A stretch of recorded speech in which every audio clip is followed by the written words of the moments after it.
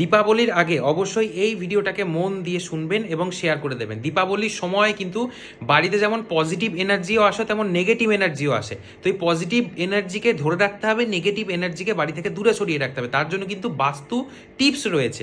কি করবেন ভালো করে শুনুন।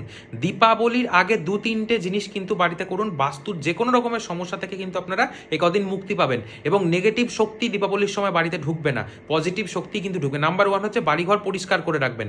নাম্বার 2 হচ্ছে সবসময় ভাঙা জিনিসপত্র বা খারাপ যে ইলেকট্রনিক্স প্রোডাক্টগুলো রয়েছে যেগুলো আপনি ব্যবহার করেন না সেগুলোকে দূরে ফেলে দিন, ছুঁড়ে ফেলে দিন। এতে করে কিন্তু নেগেটিভ প্রভাব বাড়ে। নেক্সট হচ্ছে দীপাবলিতে লাইট আমরা কেন দিই? কারণ বাড়িতে আলো জ্বালালে দীপাবলিতে পজিটিভ এনার্জি কিন্তু বাড়িতে ঢোকে, নেগেটিভ এনার্জি বেরিয়ে যায়। তেমনই বাড়ির যে মেন প্রবেশদ্বার আছে, বাড়ির যে মেন দরজা রয়েছে, সেখানে কিন্তু ভালো করে আপনাদেরকে উজ্জ্বল রাখতে হবে সেই জায়গাটিকে এবং লাইট জ্বালাতে হবে ভালো করে। যেন দেখবেন গোটা বাড়িতে যদি লাইট নাও দিতে পারেন, অনেকে টাকা পয়সার জন্য কিনতে পারেন না অনেকগুলো লাইট, তার জন্য প্রধান যে প্রবেশদ্বার সেটাকে আলোকিত করে আপনাদেরকে রাখতে হবে। নেক্সট হচ্ছে প্রদীপ জ্বালানো। সমৃদ্ধি এবং সুস্বাস্থ্য আকর্ষণ করতে কিন্তু উত্তর পূর্ব দিকে বা পূর্ব দিকে খাঁটি ঘি দিয়ে আপনাদেরকে প্রদীপ জ্বালাতে হবে দীপাবলির আগের বৃহস্পতিবার করে বা মঙ্গলবার করে বা শনিবার করে। আর বৃহস্পতি মঙ্গল শনিবারেও যদি না পারেন তাহলে শুক্রবারে অবশ্যই এই কাজটা করতে পারেন বিকেলবেলা, ওই সন্ধ্যে 5:30টার পরে।